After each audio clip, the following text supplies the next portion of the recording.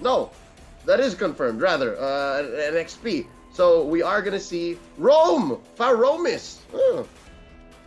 All right, so it will be the Rome Faramis. It's going to be going over to UA there. Fleur will pick up the Farza. So we got a nice front side. Not only that, but Zero on this Barats, changing it up. Something different than what we saw in the last round. You know, he's adapting. He knows that maybe it's not going to work.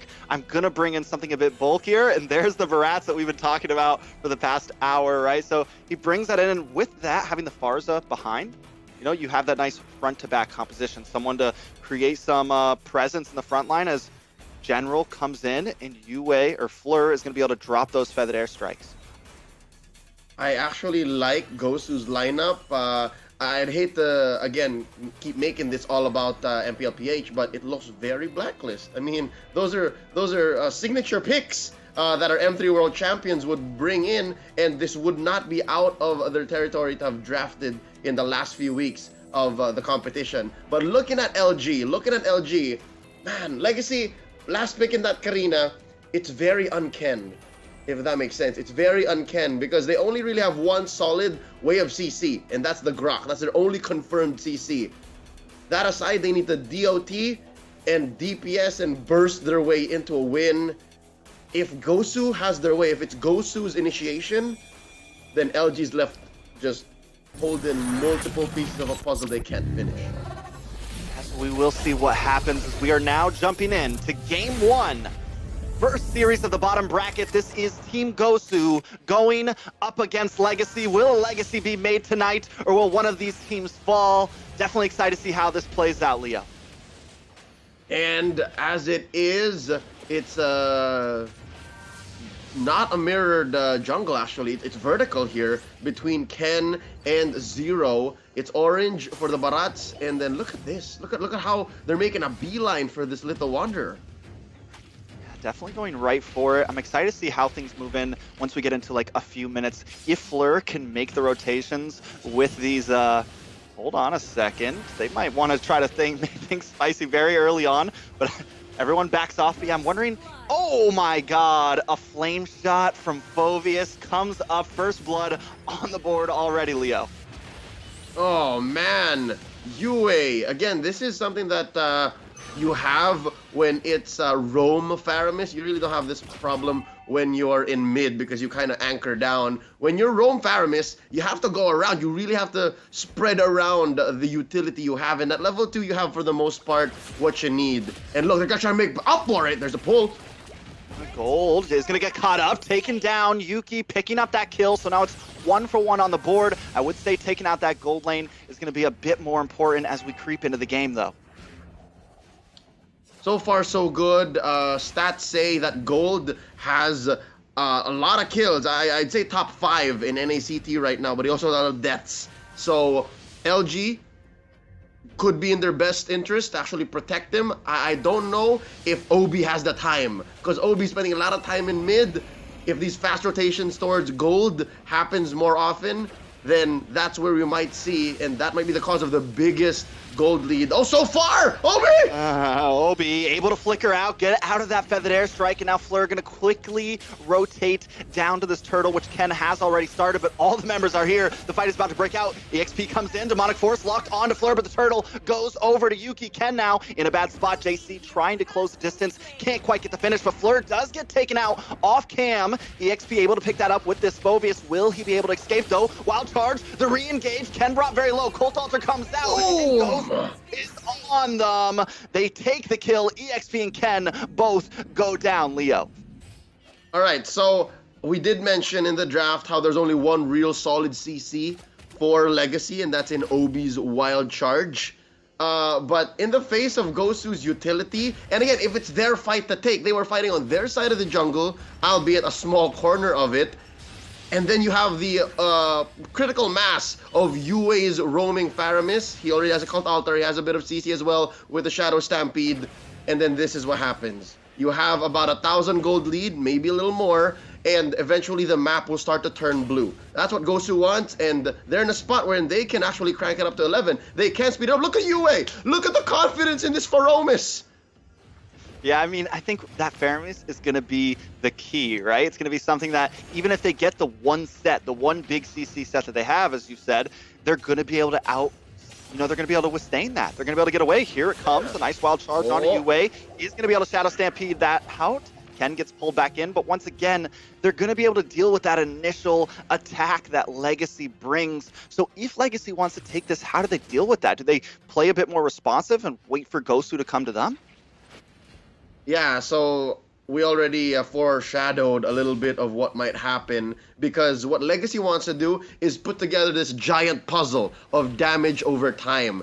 But now I'm wondering, do they have enough peel to do that? Because it looks like they don't. Nash here is fine. He can pull the trigger on the black shoes. He's okay. So what does Legacy do? Where do they find the angle? Well, number one is they have to time out the Cult Altar. Don't do it like this. Like, I'd say let them have the big objectives and build up to where there's a point where in Cult Altar doesn't matter anymore. That may be at the 6 or 7 minute mark. They need good items on their cores. Oh! And a little bit of a play there. Turtle does go to the side of GOSU once again. Legacy, I think at this point, Legacy maybe just trying to bide some time for gold up here. Also, possibly for Phoveus to be able to actually do some things in that back line and just kind of playing the waiting game. But GOSU does not want to let that happen. We're only at 5 minutes in. Pretty big gold lead for the side of GOSU already. Items are starting to show up, Leo.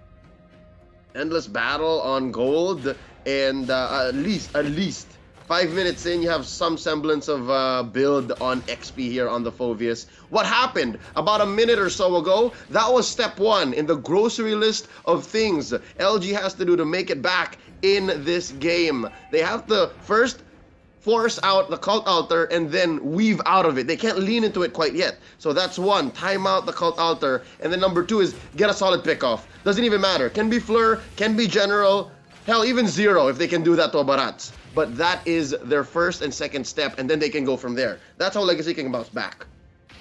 Yeah, and they're playing it passive, right? Even right there, you just see Team Ghost kind of coming through the river. Legacy keeping vision on them, but wait a second, gold. Gold back. General with the Blazing Duet. Obi does come in, tries to get the wild charge, but doesn't have anyone to back him up. No one able to take anything from Team GOSU. A kill and possibly a tower now going over to them. Luckily, the tower will get defend down on the bot side. A little bit of engagement. Still wondering. Wait a second. Daytona's welcome. Locked on. 2 EXP. JC shows up. Tries to get the knock up. Willing to get the finish. Dominance Force comes out, but still not enough. That is going to be another kill for the side of GOSU, and that gold tower is looking very, very slim. Overextension up top, we did miss it. It was off camera where General was punished, and I get it. We've all been in this situation. Everyone watching, wherein you can swear you could take down the turret if only you had one more basic attack, but we didn't see that moment, and General had to bite it. Only if General had a kill streak, it would have happened anyways. So maybe that would have helped General survive up top. So now looking at the map, not really much has changed. Again, 100% of turtles still went over to GOSU, taken there by Zero. It's at the point where in the next turtle, which rather no more, I was gonna say he can start taking turtles alone. That's how massive a Barats is in this current metagame. Yeah, and especially a Barats at 2-0-2 at only 7 minutes in. Not only that, but Fleur right now has taken a death, but has been doing a decent job at making sure the positions, not just using those feathered airstrikes, you know, as exactable team fights, but clearing out waves, keeping Legacy at bay before these objectives come up, right? So excited to see how that kind of continues to play out. And normally they would have someone to target onto Fleur here, but right now Obi kind of being forced to use that wild charge as the engage, not exactly as a peel or trying to stop ultimates, and they don't really have anyone else to get in there and stop it at this point. Yep, and there's got to be some level of a mix of depression and a revelation that, oh no, my Guardian's Barrier doesn't work against the Faramis. He can just Shadow Stampede out of it. That's the engage that has forced the top lane to overcommit, and now there's a fight in mid! Big wild charge. The XP instantly uses that demonic force, tries to get on the floor, but the Wings Eye Wings comes out. General comes in though with the Blazing Duet, doing a lot of damage, able to dodge back out of the demonic force, and the XP is everywhere, finally getting locked up. back to the team, and they finish him off. That's another kill on the board for the side of GOSU, and that is what I kind of meant, Leo. We see the demonic force, and he goes to 3 or 4 different heroes, not able to really lock down one person because everyone is just dashing around. And that's all the more impressive because it takes a lot of communication to orchestrate overloading a demonic force. We've all been in team fights where there's a Phovis and our instinct is to just clump up together and bear down on this massive slam dunking purple man. But here in that last team fight in mid, they made the most of that space. General was relatively safe. Fleur was relatively safe. Again, wings by wings away helps quite a bit. That's key right now to Team GOSU's, I'd say, what was that now? 4 or 5k gold lead. It's amazing. Now they're starting up Lord. And it's just Zero who's holding down the fort here. They're hiding in the bush. They want them to make the engage onto Zero, right? They're like, yeah, just go attack our Barats and we're going to come around and just sandwich you guys up. So, and you said it, like Zero can just sit there and do this and not really have a problem. He can take any sort of big engage they want to be in. This Barats is definitely fed and he wants to be fed more, right? So Lord now down to about 50%. Legacy, though, looking for something here. Ken kind of holding the side of this wall, trying to find an angle. Obi does come in, taking a bit too much chip damage, though. Already down to half health. This could be a bad start. Legacy, though, still trying to find something. Lord has restarted now, and both teams still it's slow. An amazing feint by GOSU. It was all for naught because I believe the real team fight, the real Lord fight, the scramble is about to begin. All this time, they were just forcing out 5 members of Legacy to defend against an inevitable Lord. But look down bottom. Look at your boy JC. He was just pushing the XP lane. Look, he's 2 turrets deep. Yeah, and he could just keep doing this. He could just literally keep doing that, and unless Legacy sends someone over, they don't even have to go for the Lord. They're like, listen, you guys want to mess with us at this Lord? We're gonna send JC down, get a couple towers from you, collect the change, and walk away. And right now, just keeping it clean. A 5-6k gold lead at this point, and now JC's here. We're gonna start working on this Lord.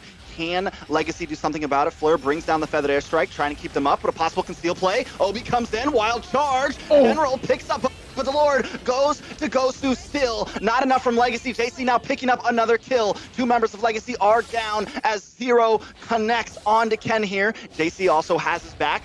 Misses the shot, trying to get something else, trying to find it. The XP does have that demonic force, but being patient with it, getting pulled back in, knows this is not the fight he wants to take. Let's try to stand ground and hold on.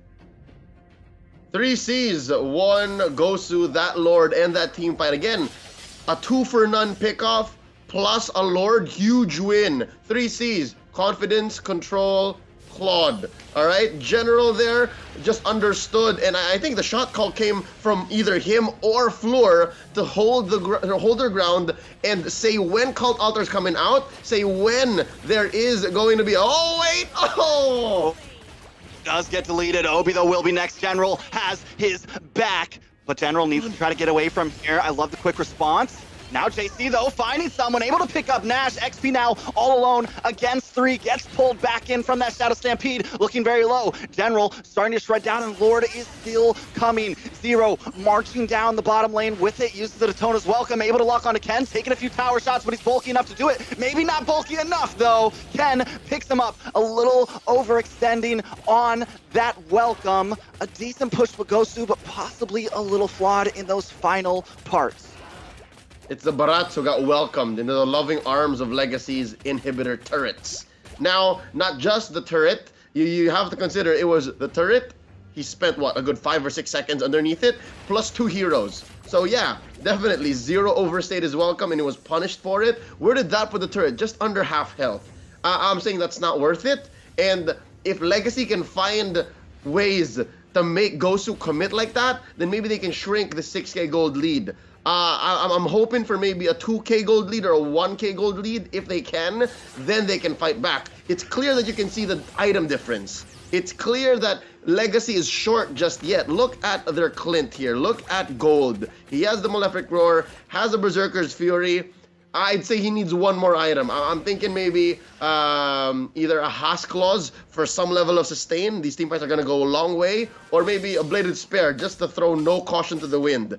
Looking at Team GOSU this time around, they're happy. They're just fine here. Looking at Zero, he's about to build the Cursed Helm. He had a casual Molten Essence this whole time. So expect him to push turrets much, much faster, or lanes much, much faster in the next minute or so. Most definitely a casual Molten Essence. No need to finish it out until now. Right now, one thing you pointed out, I think the opportunity, if we want to talk about win conditions, Legacy, take advantage of GOSU being a little bit aggressive, like what we just saw from Zero, and try to find that. But Obi taking a lot of damage. General, the DHS is definitely starting to make its magic onto practically the only real frontliner of Legacy right now. EXP not really able to hold down either. GOSU taking their time. JC's kind of macroed up on that top lane. Maybe going to try to push into this mid as well, or just wait for the overall team fight. And he's just going to come in on the back here. Yeah, this may sound like I'm crying over spilled milk, and it may be too little too late, but Legacy's lineup, if they were ahead, if somehow they won the early game, they would be snowballing onto a sure victory. But right now on the defensive, I'm guessing those moments that you mentioned, that we talked about, wherein it's Team GOSU who's extending and over-committing, they'll only happen really in the base. So there's no use contesting this Lord. It's so hard for Ken to do it. Ken, please. And he's trying, does get pulled back though. He is coming in, picks up the, but he may pay for his life, able to dash away. Legacy just needs to hightail and run it. They've gotten what they came for. No jest at all. A beautiful steal from Ken there, Leo. I love it. I mean, I think some of the utilities of GOSU are used a little bit too early before that Lord was down. General uses the Blazing Duet. The Shadow Stampede gets used up to pull Ken away, but it was too early, and Legacy find that moment. They find the crack, and they take the Lord to buy some time here. Superb shot calling. Gold lead, schmold lead, it doesn't matter. They counted out when those resources were out, and I didn't even notice. The retribution on Zero was off, and a lot of ults, a lot of green went down, and now look, another fight! Duet comes in, lined up with the Feathered Airstrike. Two members of Legacy already down. Obi, Nash, a big damage dealer in the front line. Zero just gonna be able to work away at this Lord now. So just when we felt like Legacy was biding some time, we're back to kind of the same exact position. I mean, that Luminous Lord will help enhance the minion waves of Legacy, so we should see the map somehow getting a little more red and somehow making it easier for them to keep tabs on where damage is coming from. But look, Ken! That is rough. Ken and Fleur, once again, just kind of on point with this. Another tower possibly going to fall. One thing we can't say, Gold starting to put out some decent damage. A lot of bursts on a U-Wave with the Cult Altar. Keeps them alive there. Gold searching. EXP comes in with the Demonic Force. Able to land on top of the Detona's Welcome is here to welcome. And he's able to get out of it, though, with the Demonic Force. Pops on top of Fleur, and now Legacy keeps on pushing in. General comes in with the Blazing Duet. Instantly deleted, though. Immortality will try to save him. AXP finishes him. Fleur takes out Gold, though, so it's a 1-for-1 trade on the map. JC still looking for something. Legacy forced to back off, but we're starting to see these team fights even out a little bit. Nash is a monster. I mean, that 134 KDA score doesn't tell the story. It's so different from what we just noticed now. You see how much damage that Lilio was dropping? And that's what Pop General could have almost taken down Fleur too. So with that being said, yes, the team fights are almost evening out. And yes, Legacy is getting much better at baiting out these key ults and these resources from Team GOSU. And it's slowly getting closer to the center. I mean, look at this, 54-48. I mean, yeah, it's still a pretty big gold lead. I'd say 5K, 6K, close to that. But the damage from Legacy is starting to matter. DOT, fam. That's a story here. DOT. Yeah, and I think as long as they can kind of, you said at the very beginning, as long as they can wait out that Cult Altar and strike back. Another thing I think in that last team fight, EXP so close to getting brought into that Detona's Welcome, but the cooldown on the Demonic Force came just in time, or somebody flickered just in time for him to escape the jaws of that Barats. Now with Lord being brought back up again, both teams. This time Legacy seems a little more confident with it. They're not as backed off. Ken, he's feeling it, and they take out JC now on the boss side. This could be the opportunity for Legacy to turn this around. Ken feels comfortable with his retry game. He's already stole one Lord. He thinks he can do this again. Maybe it's not even going to be a steal. Maybe Legacy will be on top of this Lord fight. General trying to keep Obi at bay, but Obi wants the engage. Ken now pushing Team GOSU back with the rest of the team. Black Shoes does pop. Lord coming down. Fleur brings in goes to the side of Legacy once again. That is huge, Leo. That's 2 Lords now and a huge trade. And at the price of Obi. Yes, please. I'll take that trade any day. Twice on Sundays. It's Sunday for me here in the Philippines. Amazing! Legacy coming back, making headway, trailblazing on the map. They got their 6th man up top, Lord pushing in. If nobody takes care of it, they're gonna get this tier 2. And slowly but surely, their minion waves are just thick. They are thick, as G says. Oh man, Legacy, where did this come from? I mean, they bided enough time, and now they are there. They have arrived. Lord marching down. Everyone's kind of hightailing it back to base, trying to prepare for this. General should be able to melt it down pretty quick, and as long as GOSU doesn't make any huge mistakes, JC comes on to Nash there. Nash forced to use those black shoes. GOSU should be able to defend this, but they still lose some ground. They lose some material. Oh! Deletes General with that demonic force. Pulse Altar does come out, but also JC caught off with the wild charge. He's taken out, and even if EXP goes down here, it's okay, but he's still up. Feather Air Strike comes down, but Fleur is backed off before it can do any damage. Legacy trying to finish this game right here, but Zero has now showed up. Down in game 1, ladies and gentlemen, goes to Legacy. Victory! That's Mobile Legends. That's how you mount a comeback. You could literally have not watched the first 15 minutes and said, yo, that's definitely Legacy winning, but wow! Wow. They were able to come back. I mean, GOSU just felt it was so much confidence at the beginning. They were just rolling through.